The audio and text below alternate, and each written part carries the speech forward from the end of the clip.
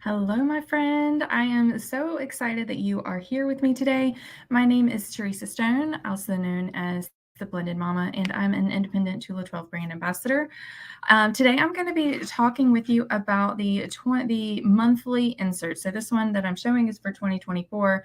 Obviously, it's going to be pretty much the same from here on out. But what I want to just talk with you a little bit about is setting up your monthly insert for the new year. I think this is a task that most of us take on, in the end of the year, beginning of the new year. If you're on the school year type plan, then you're going to do this more in the summertime. But if you're on the January to December, then you may have already done this for the current year. But this is just a good activity for us to all look at. So I'm just going to share with you the monthly insert. So what you can see is that it has just all the blocks. Obviously, I've already done a little bit of planning in mine, and I've used a few stickers.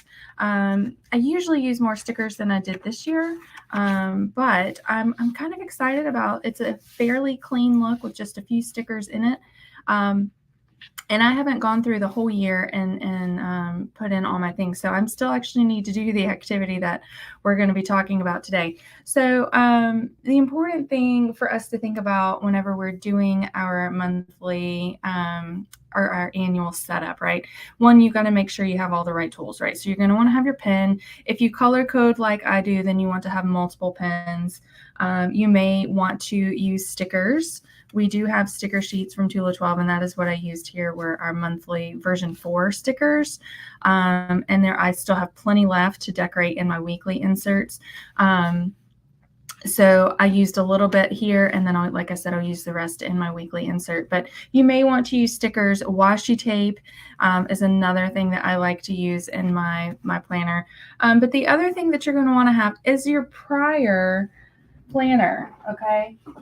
So for me, that's the 2023. Now you can see here, I had a lot more stickers, but you can see that I have a lot of things written into my calendar. This is going to be important because what we want to do is really try to make sure that we have captured the important things for this coming year based off of what we did last year. So those are things like birthdays, anniversaries, maybe you have annual doctor's appointments. I know I personally don't like to go to the doctor.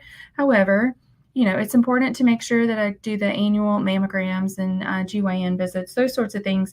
It's important to put them in here so that I remember to make the appointment or that I remember that the appointment's already been made, depending on sometimes they let you schedule out a year, sometimes they don't. So if you already have the appointment, then go ahead and put it in.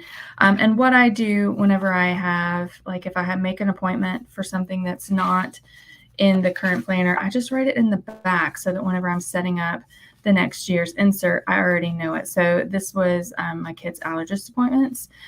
So I just wrote them in the back of my 2023 planner. And then whenever I started this one, I've already included them. So if you're able to do that, that's what I recommend. You're going to also want to think about holidays, student schedules. If you have kids in school, you're going to want to put in, that last day of school, first day of school, days off, that sort of thing. Sports calendars. I know my daughter does soccer, and I'm still waiting to see where that fits into all of this, but I'm pretty sure and she's going to be taking up pretty much every afternoon here shortly. If you are a blended family like we are, you might need to take into account visitation schedules. Is it your weekend? Is it your week?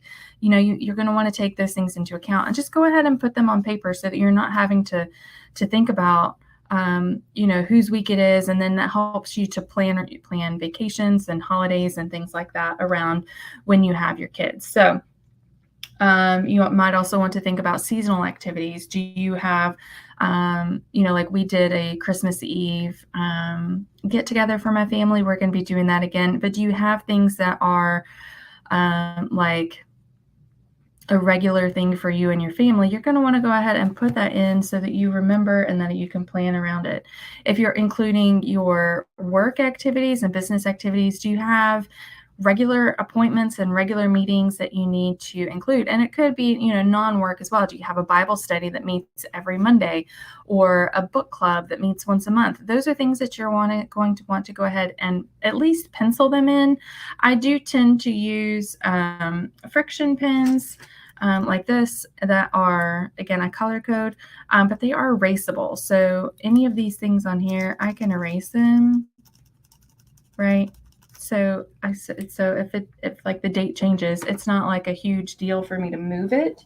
You do have to be a little bit careful because if you live somewhere hot, they will erase in the heat. That's just what erases them. But anyway, so there are things to consider if you are using the friction pins. But I personally like them, and I live in South Carolina and haven't had an issue with it. But I also don't leave my planner in the car. So, okay, all that to say, it's important for you to go ahead and think through all the things that you have for the year and go ahead and put them on the calendar. Don't wait until February to put the February things in the calendar, okay?